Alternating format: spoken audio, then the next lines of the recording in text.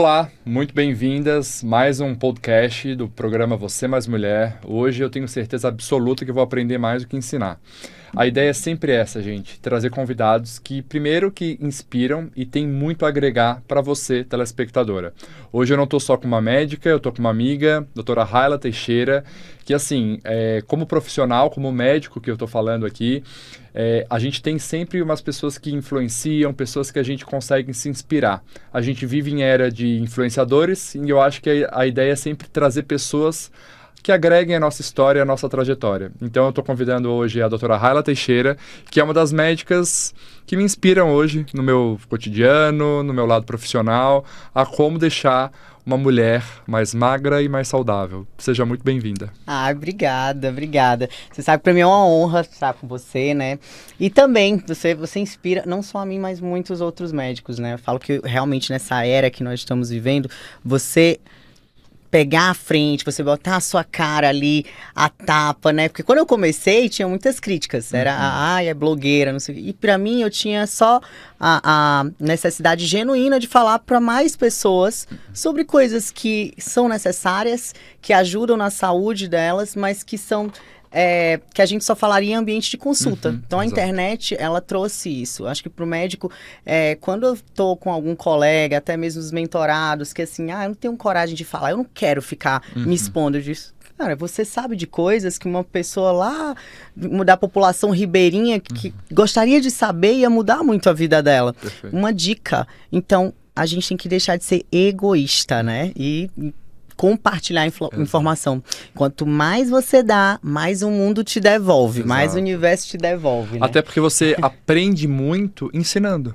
Eu saio tão enriquecido de uma aula, de uma palestra, de um programa, porque isso vai entrando na cabeça, a gente vai adquirindo outro meio, né? Então, para mim faz muito sentido. Até porque quando a gente está no consultório, a gente consegue agregar a vida de uma pessoa. Quando a gente está num programa, num podcast como esse, na própria televisão, a gente agrega a vida de milhares, milhões de pessoas. Então, olha o peso e a riqueza disso aí. Primeira pergunta que eu te faço é exatamente essa. Por que você escolheu, na medicina, focar na questão do emagrecimento? Por que veio essa bandeirinha da nutrologia? Qual foi a tua inspiração naquela época? Bom, primeiro, eu sempre quis ser cirurgiã. Sempre. Era criança que já sabia que ia ser médica e ia ser cirurgiã cardíaca. Desde pequenininha, as Barbies eram cirurgiãs cardíacas e empresários. Engraçado que eu já tinha essa pegada, sabe? E aí, na faculdade, realmente começou um processo de desconstrução. E de desconstrução de tudo que eu idealizei como médica. Eu achava que ser médico era aquela coisa aquele respeito do jaleco branco e tudo. Quando eu entrei na faculdade, que eu comecei a frequentar os hospitais, e eu no hospital público, né? Tava numa universidade pública, eu fiz Universidade Federal do Amapá. E lá, numa cidade, né, muito carente, no estado carente, na verdade, eu estava em Macapá, que tinha 3 hospitais grandes, e eu já no primeiro ano, naquela idealização de vou mudar o mundo, me apresentei no hospital de emergência para os médicos que estavam de plantão, através de um amigo que tinha um tio que era cirurgião. Eu disse, eu quero conhecer seu tio porque eu quero ser cirurgiã. Posso acompanhar ele? Ele, vai lá. Cheguei lá, me apresentei. Oi, tudo bem? Eu sou aluna da faculdade, estou começando agora o primeiro ano. E todo mundo me recebeu muito bem, até porque era uma mão de obra, né, ali. E realmente assim foi. Eu trabalhava no hospital, auxiliava os cirurgiões. A partir do 3º ano, inclusive, isso era remunerado. E aí eu entrava em cirurgia auxiliando os cirurgiões. Eu entrava com cirurgião gastro, um plástico e com cardíaco. E o meu sonho foi, aos poucos, perdendo força, no sentido de... Era um ambiente onde toda aquela idealização de saúde, de salvar as pessoas, na maioria das vezes era frustrado. Porque é um ambiente inóspito, hospitais públicos, assim, nós vivemos situações que faltou energia de um dia para o outro, que a gente teve para escrever um livro, né? Com certeza. Então, eu fico lembrando daquilo. Então, ao mesmo tempo que era muito satisfatório poder ajudar, mas eu via que tem coisa que parece que você tá nadando remando contra a maré mesmo. Então eu vi que eu tinha que ajudar as pessoas numa outra esfera. E aí, quando eu tive a oportunidade de ir para atenção básica já como médica, eu também cheguei com essa idealização, vou mudar o mundo aqui. também vi que a maioria dos problemas, a maioria das doenças, para não chegar lá naquele hospital caótico, eu tinha que fazer o quê? Na atenção básica, ajudar aquela pessoa.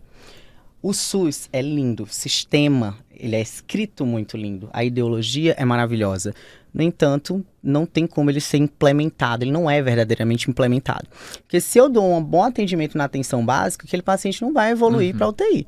Como, por exemplo, os meus pacientes hoje, eu sei que eles vão viver muito, porque eu estou cuidando do básico da vida deles, que é se alimentar, que é suplementar. Então, foi isso que eu comecei a ver, que a maneira que eu poderia ajudar mais não era como cirurgião, era ali na atenção básica.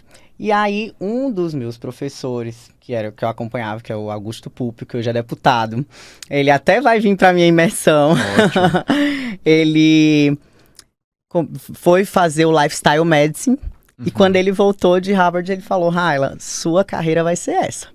Você não vai se acabar aqui como cirurgiã, perder sua juventude, não conseguir formar família e tudo. Porque a tendência também da saúde vai ser essa, de as pessoas estão vivendo mais, mas não estão vivendo bem. Então vamos para essa parte. E aí ele também começou a fazer nutrologia pela Abram, eu que fiz o TCC dele e tudo. E aí ele começou a me levar para o consultório de nutrologia. Então ele atendia a paciente que ia passar na plástica, tinha que primeiro emagrecer. Então foi aí que eu comecei, eu fiquei assim apaixonada por essa abordagem. Por quê?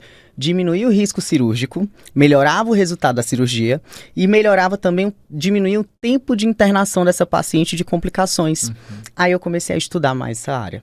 E eu já terminei, já ciente que eu ia seguir essa carreira da nutrologia. Perfeito. E que não ia mais fazer a cirurgia, mas assim, sou apaixonada, gosto muito, tanto que eu dou muita opinião, sabe, me meto em tudo por casos cirúrgicos, e tenho vários colegas gastros que a gente troca paciente, e foi por isso, né, então eu fui perdendo força naquela carreira e fui ganhando força em outra. E é muito gratificante. Com certeza, trocar a doença pela prevenção, né? A doença pela saúde. Pela saúde. E quando a gente fala em nutrologia, assim, um dos pilares, se não o maior pilar, é o emagrecimento. Né? É perder gordura. É esse processo que a gente brinca muito, a diferença de emagrecer e perder peso. Por que você acha que hoje as mulheres, elas encabeçam mais essa lista de procura de emagrecer? A gente vê pelo programa, quando a gente coloca uma matéria sua, por exemplo, uma matéria sobre emagrecimento, chove comentários, chove directs, porque a mulher busca mais. Por que você acha isso? Tem duas vertentes, né? Uma questão realmente genética. Nós mulheres temos um hormônio que ele é mais obesogênico, né? Que são os não é só o estradiol, né? É o grupo dos estrógenos. Por isso, e é o que faz a diferenciação da mulher. E também tem um aspecto cultural, social. Né? Socialmente, nós somos exigidas, assim, o padrão de beleza feminino, ele vai mudando ao longo do tempo e de acordo com as culturas, e há muitos anos, nós estamos cultuando um corpo mais magro, mais longilíneo. Hoje está até mais do que antigamente, né? Por conta das medicações.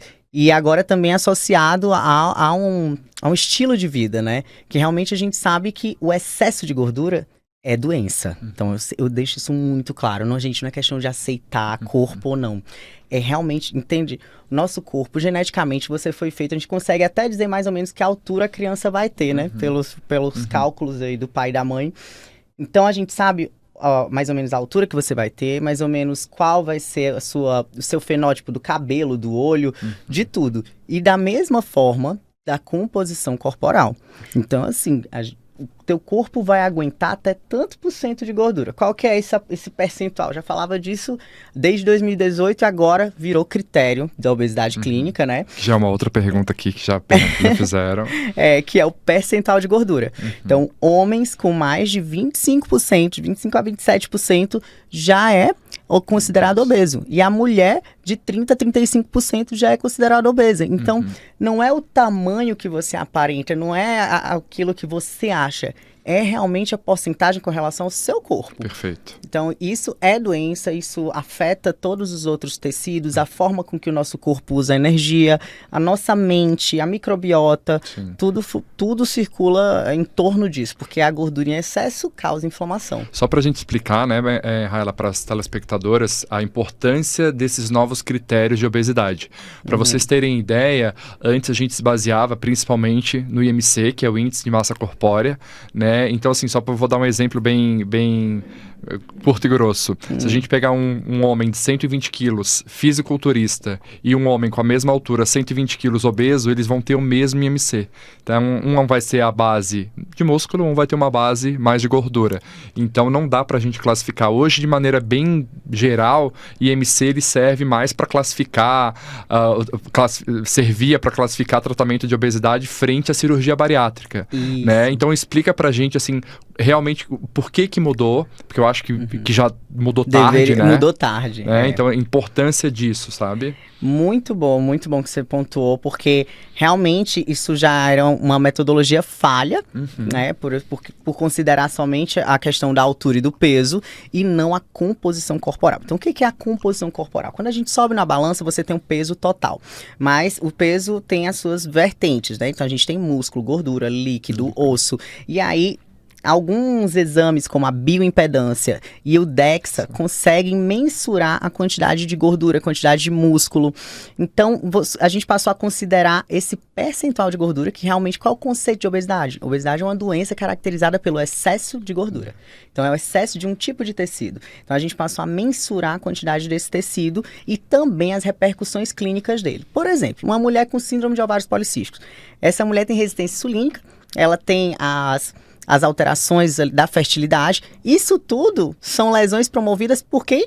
Pela gordura. Então, o excesso de gordura também vai implicar em repercussão clínica ginecológica. Então, isso entrou, a gente tem mais de 18 critérios clínicos, além dos critérios de mensuração de gordura, relação cintura-quadril, relação cintura-altura.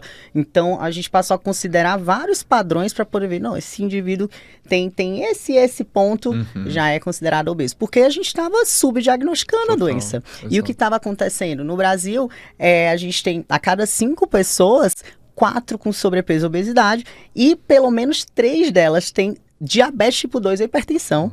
Olha quanta doença. Assustador, né? Assustador e totalmente prevenível. Só que para prevenir a gente tem que primeiro conhecer. Para conhecer a gente tem que ter o diagnóstico. E para ter o diagnóstico tem que ter os critérios certos, né? Então foi tudo isso que mudou. Então agora, por isso que se fala tanto, está falando cada vez mais. E mesmo assim ainda é uma doença que poucos profissionais sabem lidar. Exato. Às vezes na prática eu falo que a paciente nunca vai deixar de ser obesa, fica aquele susto, né? E é isso, é uma doença crônica. É que nem asma, não existe falar eu tinha asma. Eu tenho asma, ela está controlada ou não. Mas eu sempre tenho que fazer um segmento e acompanhamento, né? Então é importante colocar a obesidade no seu lugar. Né? Eu também não sou muito contra essa aceitação do corpo em relação àquelas pacientes que expressam desejo de gostar de ser acima do peso. Mas é porque é uma questão de fator de risco, é questão de saúde, né? Exato, exatamente. Esse movimento do Body Positive, ele na verdade ele foi deturpado, não era essa a intenção, né? Porque a intenção é a gente não favorecer a padrões de beleza. Eu acho isso certo, eu sofri muito bullying, né? Então eu acho certo a gente aceitar, respeitar, mas trazer para o centro a questão da saúde é a nossa obrigação como médico, né? E eu até tanto para diagnosticar a tua necessidade de tratamento, como também para diagnosticar a sua não necessidade. Exato. Era aquelas pessoas que já são, que já têm vigorexia, que são as pessoas viciadas ali pela perfeição, e uma perfeição que não existe. Exato, perfeito. Raela, quando a gente vai falar desse assunto, né, que é suplementação, há 20, 30 anos atrás, falar de suplemento era falar bomba, era falar whey protein, o Arnold Schwarzenegger. Hoje falar de suplemento é algo, assim, de forma muito corriqueira, que quase toda a população já ouviu falar. Grande parte da população, felizmente, já começou uma suplementação. A minha avó usa suplemento e está super bem. Qual que é o impacto de uma boa suplementação, né? Que medicina não é receita de bolo, não é igual para todo mundo, né? o impacto dessa suplementação bem individualizada, bem prescrita para a saúde feminina? É fundamental e a gente consegue não só ter mais qualidade de vida, como quantidade de anos vividos. Eu fiz, né, o Lifestyle Medicine também, então a gente eu estudo muito essa questão da prevenção de doenças e de quais maneiras a gente consegue manejar o nosso dia a dia para viver mais. Também entra essa questão do biohacking, que tem aumentado muito, né, falar sobre isso hoje, mas que isso já é um assunto que vem sendo estudado há muitos anos, embora não tivesse tanta repercussão assim na mídia. Qual que é o impacto disso? A gente teve um estudo recente com pacientes que faziam uso de suplementos como vitamina D, as vitaminas lipossolúveis, A, D, E e K, e de proteína e creatina, contra uma população que estava com a mesma média de idade, eram pacientes de 40 a 65 anos, e foi visto que as pacientes que estavam sob suplementação, elas tiveram menos perda de massa muscular, menos queixas, não tinham tantas queixas relacionadas à menopausa, isso mesmo sem reposição hormonal, tá? E não desenvolveram menos doenças, né, do que as pacientes que estavam no envelhecimento natural.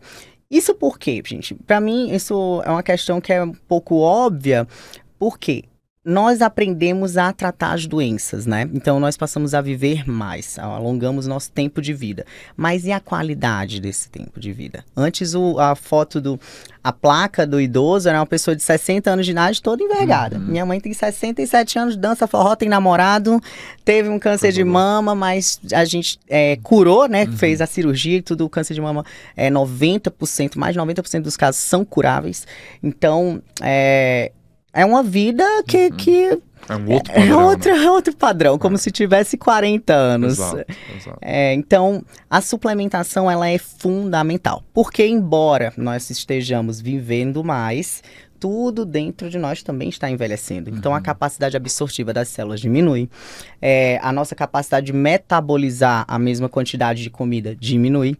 Então, tudo vai mudar e os hormônios também. Então, se a pessoa não começou uma reposição hormonal já ali no gap inicial, que para a mulher 40 a mais, ela já tem que procurar essa orientação, ela vai sofrer essas depressões. Aí lá com 50, ela vou tomar uma vitamina D. Talvez uma vitamina D oral para ela não seja suficiente. Então, a gente é o que a gente come ou a gente é o que a gente absorve? O que a gente absorve. Eu até brinco com isso. A gente não é o que come, a gente é o que a gente faz com a comida, né? Se absorveu ou não. Então é isso. E explica pra gente, né, pras telespectadoras, assim, que você é uma expert. A Raila, ela tem mentoria, tem imersão, fala muito, ensina muito pros médicos sobre essa suplementação endovenosa, né? Endovenosa, intramuscular. Pra quem não conhece, nunca ouviu falar, explica pra gente essas terapias, o porquê delas, em relação à absorção, em relação à facilidade de colocar vários suplementos talvez num protocolo, o porquê que isso. E como que é isso na tua prática? Bom, as terapias injetáveis, na verdade, mudou a minha realidade, né, da minha saúde, da minha família e dos meus pacientes, né. Quando eu comecei a ter contato com isso, que também foi da mesma época do lifestyle, eu tinha minhas ressalvas, porque a gente vem da faculdade pública, a gente vem daquele estudo categórico, e isso ainda é novo no Brasil, tá? Embora nos Estados Unidos, né, já há mais de 60 anos fazem essa prática, e aí, gente, tudo tem o joio e o trigo, não existe nada que seja 100%, né, bom ou bem falado. O que acontece? Hoje, na verdade, nós, seres humanos, desde quando a gente começou a ter contato com alimentos industrializados, a gente começou a contrair mais doenças e doenças em todo o trato gastrointestinal. E é óbvio que o meu intestino, não só com o processo de envelhecimento, mas com o processo de inflamação, ele também vai diminuir a capacidade absortiva. Então, eu até brinco com os pacientes, você acha que você hoje tomou uma cerveja, comeu um monte de chocolate, uma pizza ali, você acha que amanhã no café da manhã o ovinho que você vai comer vai estar no mesmo, você vai absorver a mesma quantidade de proteína? Não, porque o corpo está ainda ocupado, tirando as impurezas de alimentos que ele não conhecia. Perfeito. Que está causando inflamação, isso causa hipermeabilidade do intestino, isso afeta também a produção de algumas enzimas, né, que vão fazer a digestão. Então, a população está cada vez mais intoxicada também, né? Devido a essa questão dos alimentos industrializados e vários outros aditivos que nós temos em tudo que a gente usa. Então, a terapia endovenosa, ela veio para trazer os nutrientes de uma forma mais fácil, biodisponível e assim trazendo um resgate mais rápido. Então, um paciente que está com deficiência de ferro, mulher com queixa de cansaço, indisposição, fadiga, afinamento do cabelo, queda do cabelo, vai lá, tá com um ferro baixo, né? E a gente pode fazer a reposição via endovenosa, é muito mais comodidade posológica e também a gente tem uma resposta mais rápida. Falo que hoje ninguém quer mais ficar esperando, vai só ali no comprimidinho, e também dependendo da idade do paciente, das condições, não dá pra gente contar com isso. Bariátrico, nós somos campeões de bariátrica no mundo, né? O Brasil é um dos países que mais faz cirurgia bariátrica. E isso acarreta um distúrbio nutricional. Né? O obeso, ele já é um paciente de desnutrição. E quando ele faz a cirurgia, que é desabsortiva também, ele passa a ser um desnutrido 2 vezes. Então, não dá pra gente contar somente com a via oral. Por isso que as terapias injetáveis, elas vêm para entregar, assim como a gente toma uma dipirona para passar a dor, você vai tomar ali a vitamina D, porque você não tem condição de se expor ao sol todo dia, então você não está produzindo. Se você tem uma desbiose intestinal, uma intolerância à lactose, tem alguma síndrome desabsortiva que você não consegue metabolizar a vitamina D via oral, então a gente utiliza a via injetável. Eu sempre brinco com o paciente e falo assim, você está morrendo de dor de cabeça, está com uma enxaqueca absurda, você vai no pronto-socorro, você quer fazer o quê? Uma dipirona via oral ou na veia? Na veia, doutor. É mais ou menos por esse mecanismo, via oral, né? Por esse mecanismo de absorção e de ação mesmo. E de ação, exatamente, porque hoje eu trabalho muito com pacientes, pessoas de alta performance, né? Que eu falo, os atletas da vida comum, que é o que nós somos. A gente acorda cedo, dorme tarde, não é todo dia que você consegue fazer aquela refeição toda bonitinha. Tem dias que você não está comendo de forma presente, você está com um prato de comida, você está mastigando, mas você não está se alimentando. Porque o nosso corpo, ele tem que se conectar com tudo que faz, a nossa atenção também.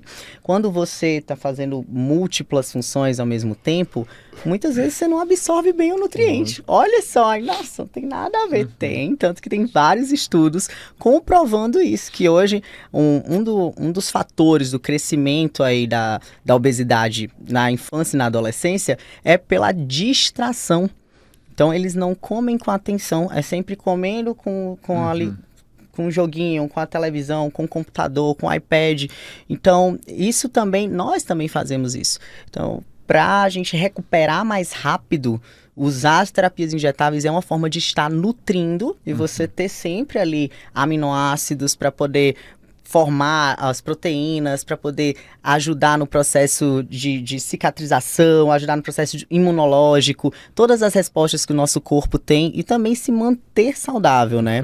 É fundamental para a gente conseguir estar sempre em alta performance. Exato. Que afinal é o que todo mundo quer. Mas quase ninguém consegue pagar o preço para isso, que é ter uma vida muito regrada. Eu mesmo não consigo muitas vezes. É difícil, não? E o que eu acho mais interessante é pensar na suplementação como uma questão individual, seja ela oral ou seja ela injetável, né? Mas uma coisa que eu gosto muito, assim, no teu diálogo, no teu discurso, é, além da individualidade, é montar protocolos específicos para que o paciente está precisando no momento. Porque hoje pode ser o teu sono, pode ser questão do peso, daqui a um mês pode ser intestino, daqui a 6 meses pode ser questão de músculo. Então, a individualidade mesmo, mas montar esses protocolos específicos para aquilo que o paciente precisa naquele momento. Isso, é porque... É como você falou, toda hora o nosso corpo vai mudando as nossas necessidades. Eu até brinco que lá na clínica ninguém tem alta. Aqui é uma ida sem volta, não tem volta. Porque a pessoa emagreceu, agora a gente vai trabalhar ganho de massa muscular. Agora tá com uma composição corporal excelente, passou a se alimentar bem, tá treinando, aí a gente vai já pra parte aí de repente começou a fazer um crossfit, teve uma contusão. Aí pra tratar essa contusão, né? Os tratamentos anti-inflamatórios, usar prolina, hidroxiprolina para aumentar a síntese de colágeno. Então, para tudo, eu falo para todas as pessoas e para toda patologia, tem um injetável para ajudar. Porque o que eu consigo com os injetáveis? Eu reduzo medicação convencional e eu aumento a suplementação pela via injetável. Por exemplo, nós temos pacientes com Parkinson, com Alzheimer, paciente em recuperação pós-cirurgia de quadril, cirurgia de ombro, cirurgia de joelho. Eu vou dizer para um atleta ficar em casa? Não. Esperando melhorar? Não. Ele, junto com o ortopedista, eu vou diminuindo a quantidade de anti-inflamatório comum e eu vou aumentando o número, aumentando a suplementação dos ativadores anti-inflamatórios naturais. Exato. Por exemplo, cúrcuma, vitamina C, o próprio ácido alfa-lipoico, coenzima Q10 para melhorar a fadiga mitocondrial, melhorar aquele cansaço muscular. E aí esse paciente tem uma recuperação mais rápida, com menos riscos, né? Porque todo remédio convencional, ele tem seus prós e contras. Perfeito. O papo agora, Raela, é menopausa. Esse assunto tão polêmico, né? Que a gente, felizmente, está falando cada vez mais e falando com mais consciência, entendendo que é uma fase da mulher que, felizmente, ela vai chegar, né? Eu sempre brinco que ou ela chega na menopausa ou alguma coisa muito ruim aconteceu antes. Qual que é o impacto da menopausa no processo de emagrecimento, no processo de autoestima, porque a gente vê que essa mulher, ela perde um pouquinho, às vezes, o brio, ela precisa entender. Primeiro me fala disso, que depois eu quero mergulhar muito nesse assunto da terapia de reposição hormonal, que eu sei que você é craque também. Perfeito. Bom, primeiro, a menopausa, ela traz muitas mudanças, né?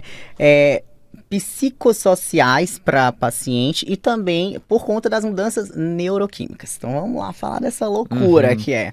Então, a partir dos 40 anos, geralmente, né, começa a ter uma oscilação na produção hormonal. Então, não é ainda deficiência de estradiol. Muitas vezes você vai ver a paciente vai chegar lá com uma queixa de hipoestrogenismo, mas o estrógeno dela tá normal.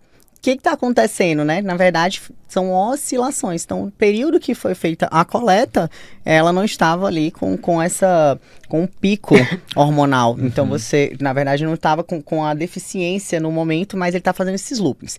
Esses loopings são responsáveis também por grande parte de sintomas relacionados à parte comportamental.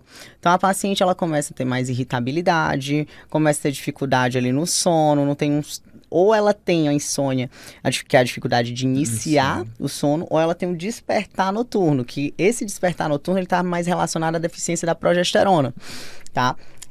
E aí vem a mudança na composição corporal, a questão a paciente fala, sempre se cuidou e mesmo assim tá ali com a barriguinha. Por que isso está acontecendo?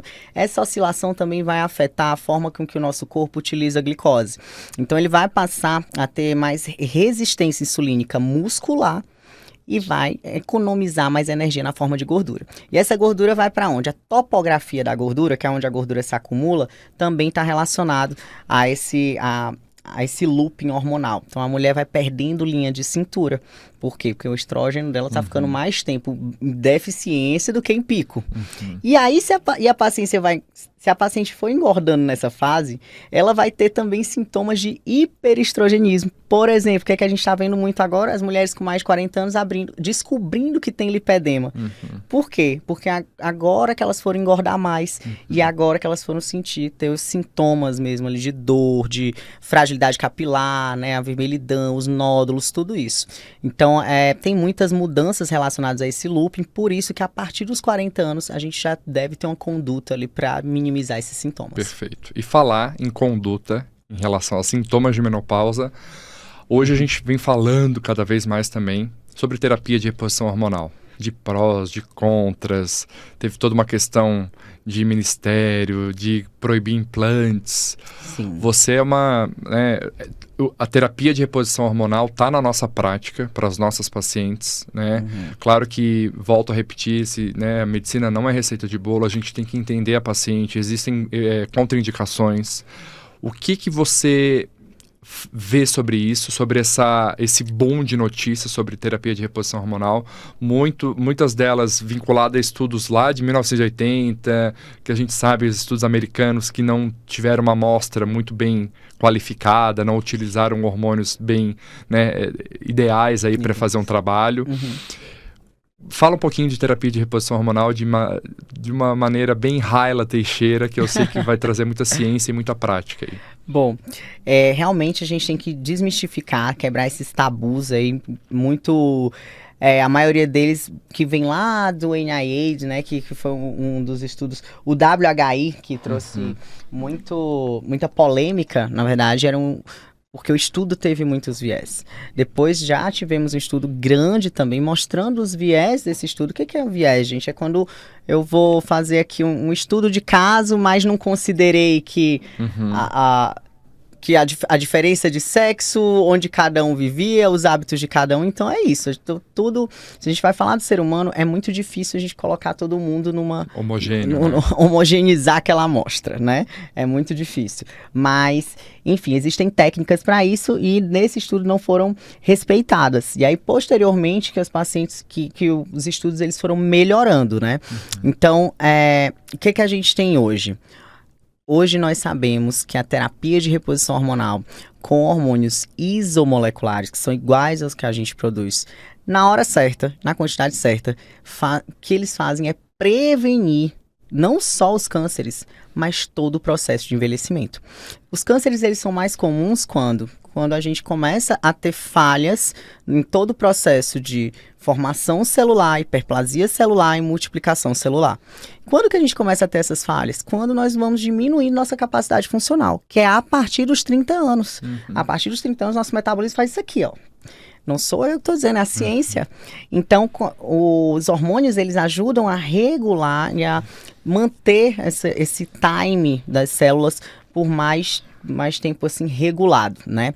Junto com os nutrientes, com os bons hábitos, com os antioxidantes. Então, tudo funciona junto. Então, hoje uma mulher que faz o uso de terapia de reposição hormonal para uma via adequada, que aí a gente tem que excluir também a via oral. A via oral ela vai ser necessária em alguns casos, por exemplo, progesterona base micronizada, a gente já tem benefícios utilizando via oral, porque ela tem um metabólito, que é a pregnenolona, que vai ajudar ali o desempenho cerebral. Então, tem uma função.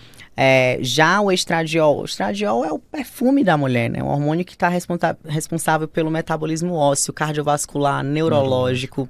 Então, é fundamental que a paciente faça uso, mas é lógico que a gente tem que avaliar caso a caso, porque nunca é só um hormônio. Nunca é só um hormônio e nunca é só a reposição hormonal.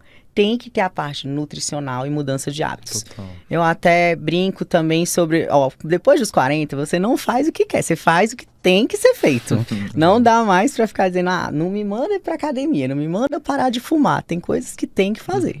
Eu já peguei paciente que chega pra mim e fala, doutora, não me pede pra parar de fumar. Eu não vou deixar de tomar minha cerveja. Vamos conversar, vamos com calma, vamos lá. E a gente, como médico, né, tem não só obrigação, mas também autoridade para impor os nossos limites. Eu, por exemplo, paciente que não concorda ali de mudar o estilo de vida, eu dou alta. Olha, comigo não dá. Porque mesmo você ficando seca, esturricada, amando seus resultados, se você não está saudável, o meu papel não está sendo feito. Que o meu papel é realmente trazer a beleza, a autoestima, resgatar, mas com saúde. Perfeito. Mudando um pouquinho, né, o foco, uma das perguntas que fizeram pra gente, até para perguntar para você, sobre jejum intermitente. Não é uma dieta, é uma estratégia. Quando que é bem indicada? Facilita? Piora? Qual que é o risco? Jejum intermitente é uma estratégia milenar. E a gente tem que falar, o jejum vai ser um jejum religioso ou é um jejum metabólico? Acho que o que a maioria das pessoas quer é o jejum metabólico, né? Que é para queimar gordura. Então, esse jejum é bom? Desde que seja feito da forma certa. Qual é a forma certa de fazer jejum? A janela alimentar é diurna. A janela de jejum é noturna, tá? A gente já tem estudos mostrando pacientes submetidos à mesma quantidade de calorias e à mesma intensidade de tempo de exercício físico e confrontaram os grupos com a janela alimentar diurna e a janela alimentar noturna. Quem foi que perdeu peso? Os dois. Quem perdeu gordura? Quem dormiu à noite e comeu de manhã. Esse que perdeu gordura.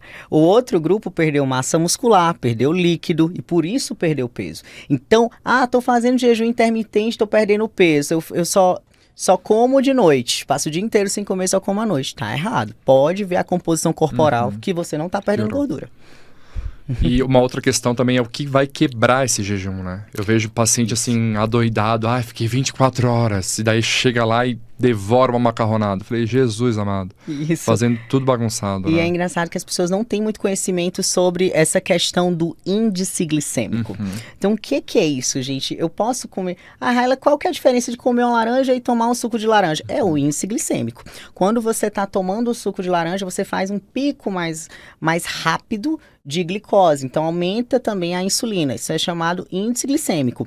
Já você comendo a laranja, como ela tem fibras, ela vai reduzir essa liberação de glicose, reduzindo assim esse tempo de resposta de insulina. Então, isso é para todos os alimentos. E quando a gente vai quebrar um jejum, qual é o objetivo do jejum metabólico? É justamente diminuir a resistência insulínica e otimizar a exposição das GLUT4, que são os receptores de membrana de glicose, quando você for submetido a uma pequena quantidade.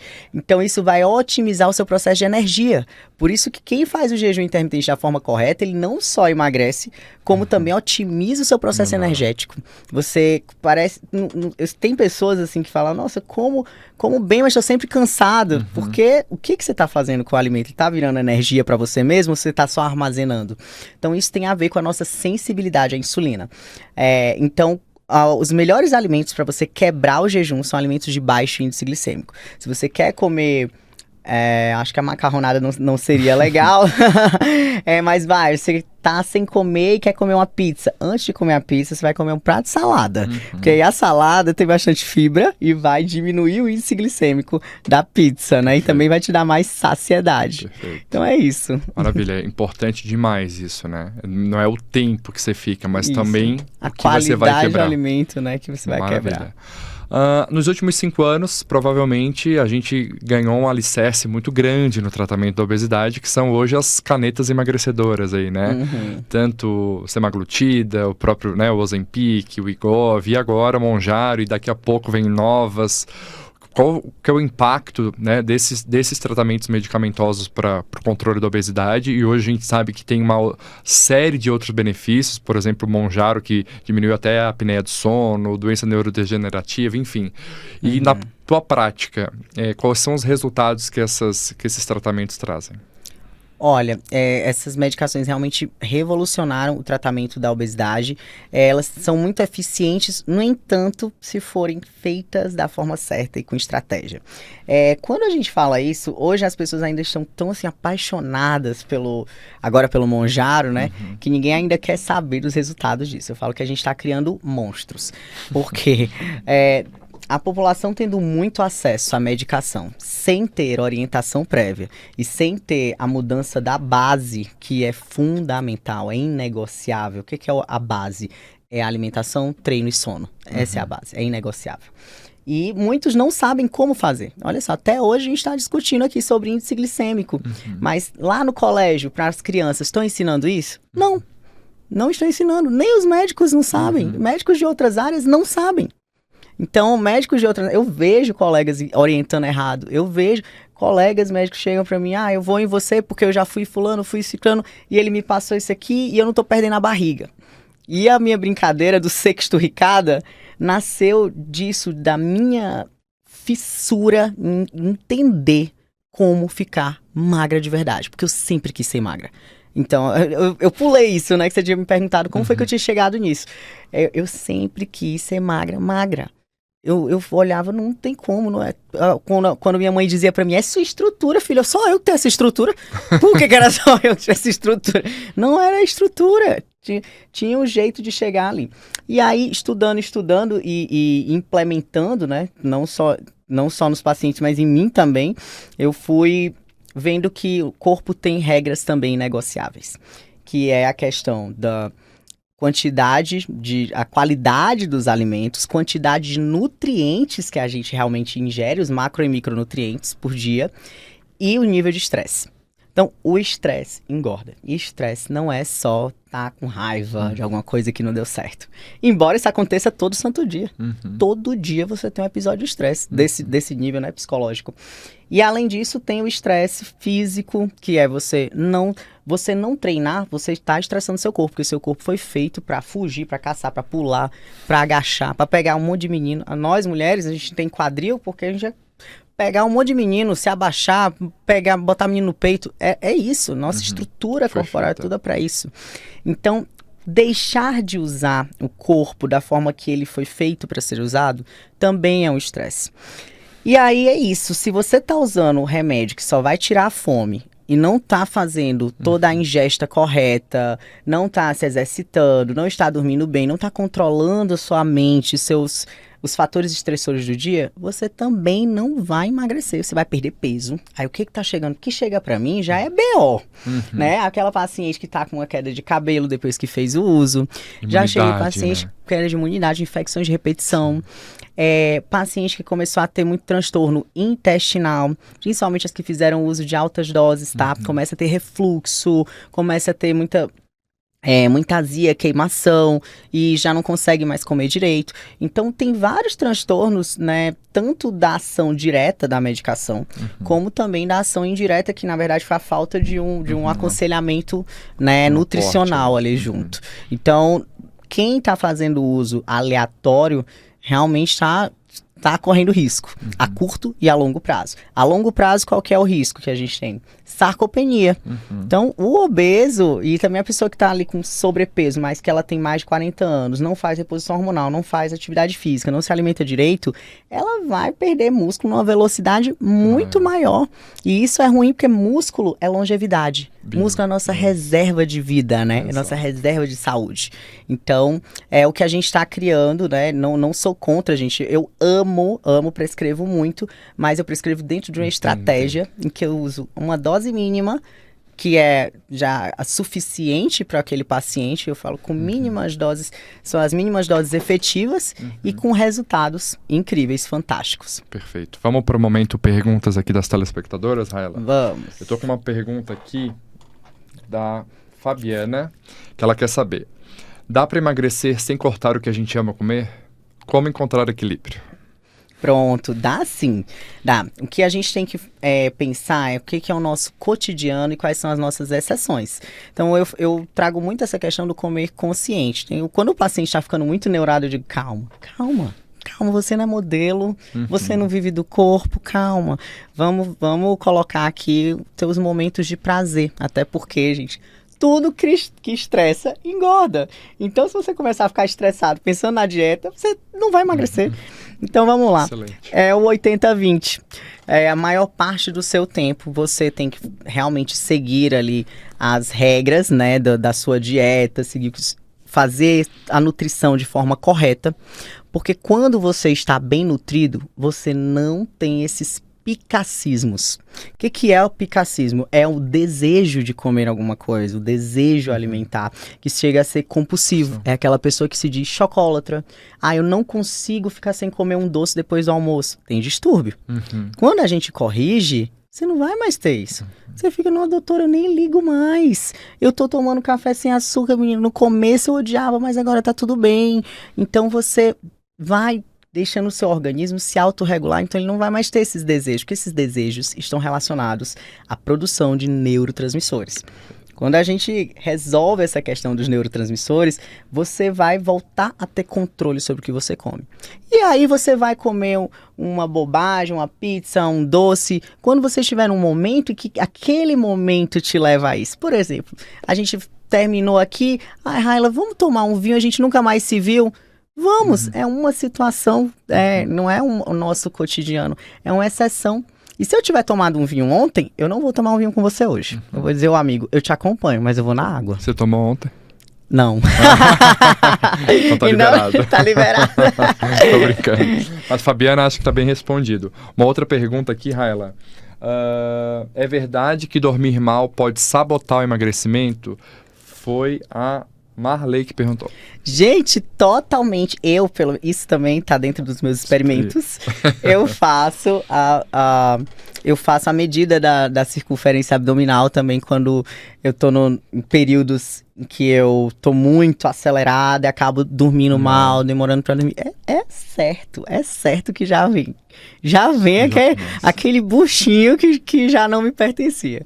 E mais uma vez a brincadeira do sexto Ricardo. O sexto Ricardo, gente, é a forma que eu encontrei de mensurar também como é que tá indo o meu corpo, o meu autocuidado. Porque quando eu tô muito estressada, que não durmo direito, é certo que fica ali já perde a definição, já fica mais inchada. E isso tem relação com os hormônios que são produzidos à noite e também com a capacidade do nosso corpo de queimar a gordura, que ela também muda se você está em situação de estresse. Por quê? Porque a gente precisa da gordura para sobreviver. Essa é a mensagem do nosso cérebro. Então, a gordura vai ser a nossa reserva energética para essa situação de estresse. Então, por isso que você tem que viver tranquilo, dormir bem. E uma coisa que é bem bacana até para mostrar para os pacientes é que eu tenho muito paciente que eu trato muito sono, que fala, não, mas eu durmo 6 horas e tá tudo bem.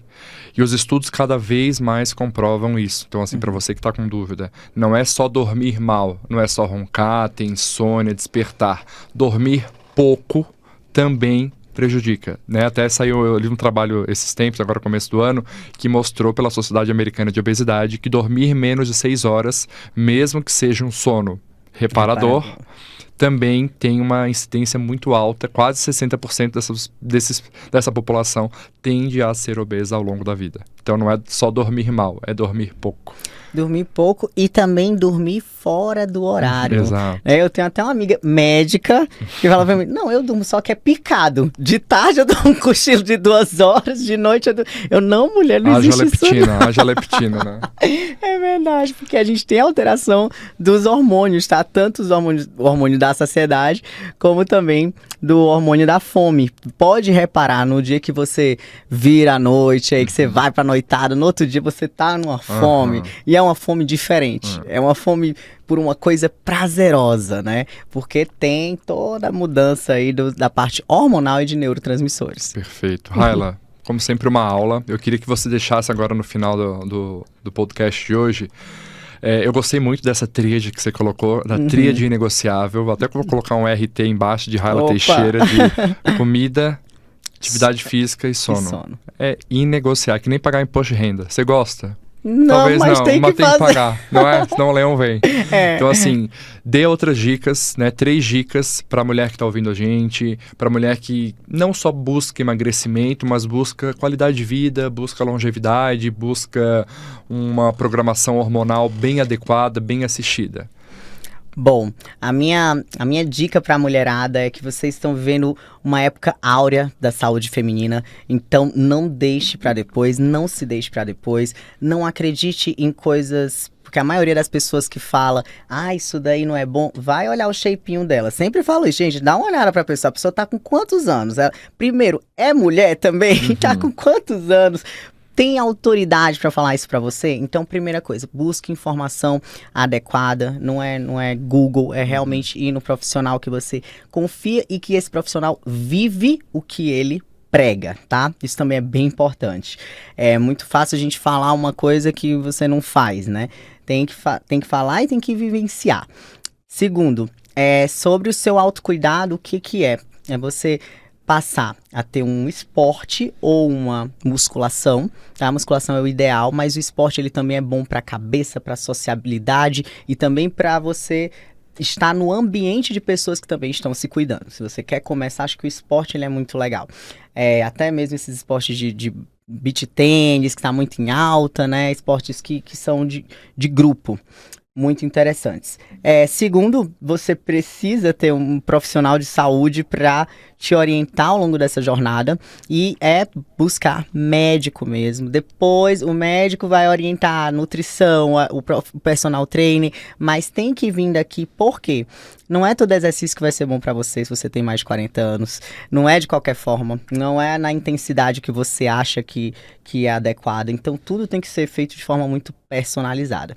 E para a população em geral, é você fazer certo o básico. O que é o básico? Comer bem, que é comer comida de verdade, tá? Dormir cedo, 10 horas da noite é pra estar com a casa desligada, tentar estar dormindo aí no máximo 10h30.